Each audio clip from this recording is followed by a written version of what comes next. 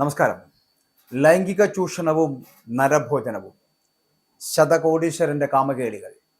ലൈംഗിക ചൂഷണം മാത്രമല്ല, നരഭോജനവുമുണ്ട്. ആരാണ് ജെഫ്രി എപ്സ്റ്റീൻ? എന്താണ് എപ്സ്റ്റീൻ ഫയൽസ്? ഈ ചോദ്യം സമൂഹത്തിൽ ഇപ്പോഴാണ് ചിലപ്പോൾ ചോദിച്ചു തുടങ്ങിയിരിക്കുന്നത്. ആരും ചിലപ്പോൾ ഇത്രയും കാലം മനസ്സിലാക്കാൻ ശ്രമിക്കാത്ത കാര്യം.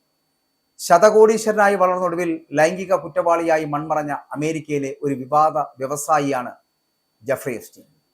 കോടീശ്വരന്മാർക്കായിട്ട് വിരുന്നുകളും നിശാപാർട്ടികളും സംഘടിപ്പിച്ചിരുന്ന എപ്സ്റ്റീൻ പിന്നീട് സെലിബ്രിറ്റികളുടെയും ഉന്നത രാഷ്ട്രീയക്കാരുടെയും ബിസിനസ്സുകാരുടെയും ലൈംഗിക ആവശ്യങ്ങൾക്കായിട്ട് പ്രായപൂർത്തിയാകാത്ത കുട്ടികളെ കടത്തിയെന്ന കുറ്റത്തിനായിരുന്നു അഴിക്കുള്ളിലായത്. കോടീശ്വരന്മാർക്കായിട്ട് വിരുന്നുകളും നിശാപാർട്ടികളും സംഘടിപ്പിച്ചിരുന്ന എപ്സ്റ്റീൻ പിന്നീട് സെലിബ്രിറ്റികളുടെയും ഉന്നത രാഷ്ട്രീയക്കാരുടെയും ബിസിനസ്സുകാരുടെയും ലൈംഗിക ആവശ്യങ്ങൾക്കായി പ്രായപൂർത്തിയാകാത്ത കുട്ടികളെ കടത്തിയെന്ന കുറ്റത്തിനായിരുന്നു അഴിക്കുള്ളിലായത്.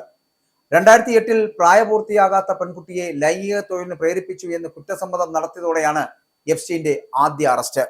അറസ്റ്റിലായി 13-ാം നാൾ ഇയാൾ പുറത്തിറങ്ങിയിരുന്നു. ശേഷം 2019 ജൂലൈയിൽ പ്രായപൂർത്തിയാകാത്തവരെ ലൈംഗിക ആവശ്യങ്ങൾക്കായി കടത്തിയെന്ന കുറ്റത്തിന് വീണ്ടും അകത്താവുകയും തൊട്ടടുത്ത മാസം ജയിലറയിൽ മരിച്ചു വീഴുകയുമായിരുന്നു എന്നാണ് റിപ്പോർട്ട്. ഇപ്പോഴിതാ ജെഫ്രി എപ്സ്റ്റീനുമായി ബന്ധപ്പെട്ടുള്ള മറ്റൊരു പ്രചാരണമാണ് ലോകത്തെ ആകെ പിടിച്ചുലച്ചിരിക്കുന്നത്.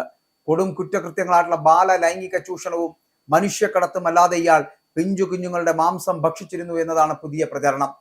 അമേരിക്കൻ സർക്കാർ പുറത്തുവിട്ട എപ്സ്റ്റീൻ രേഖകളിൽ 6 കാനിബാലിസം എന്ന പരാമർശം വന്നതോടെയാണ് സമൂഹ മാധ്യമങ്ങളിൽ ചർച്ചാ വിഷയമായിരിക്കുന്നത്.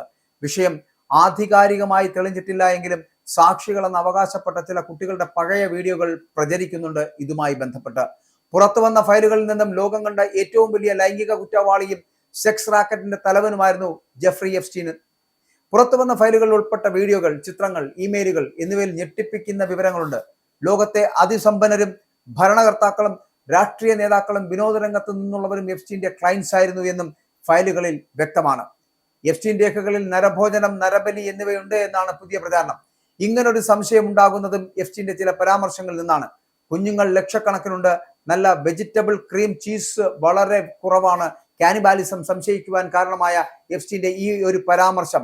മറ്റൊരു വാചകം എന്ന് പറഞ്ഞാൽ ക്രീം ചീസും ബേബിയും ഒരേ തരത്തിലുള്ളതാണ് എന്ന് തോന്നുന്നില്ല എന്നതായിരുന്നു. ഇതിനിടെ 2009 മെക്സിക്കോയിൽ വെച്ച് ഗാബ്രിയേല റിക്കോ ജിമേനസ് എന്ന യുവതി നടത്തിയ പരസ്യ പ്രതികരണം വീണ്ടും വൈറലാകുകയാണ്.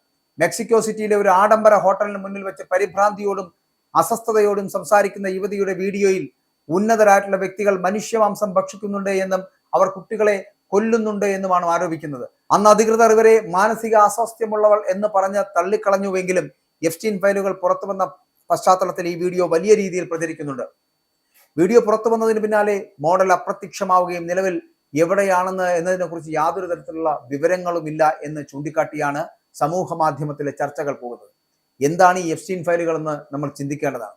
എപ്സ്റ്റീനുമായി ബന്ധപ്പെട്ട അന്വേഷണങ്ങൾ അല്ലെങ്കിൽ ആ അന്വേഷണത്തിൽ കണ്ടെത്തിയ വിവരങ്ങൾ, ബന്ധപ്പെട്ട രേഖകൾ, കോണ്ടാക്ട് ലിസ്റ്റുകൾ, കോൾ റെക്കോർഡുകൾ, ചാറ്റുകൾ, വീഡിയോകൾ, അദ്ദേഹത്തിന്റെ കൂട്ടാളികളുടെയും ക്ലയന്റുകളുടെയും പേരുകൾ എന്നിവയൊക്കെ ഉൾപ്പെടുന്ന ഫയലാണ് ഈ എപ്സ്റ്റീൻ ഫയലുകൾ എന്നറിയപ്പെടുന്നത്.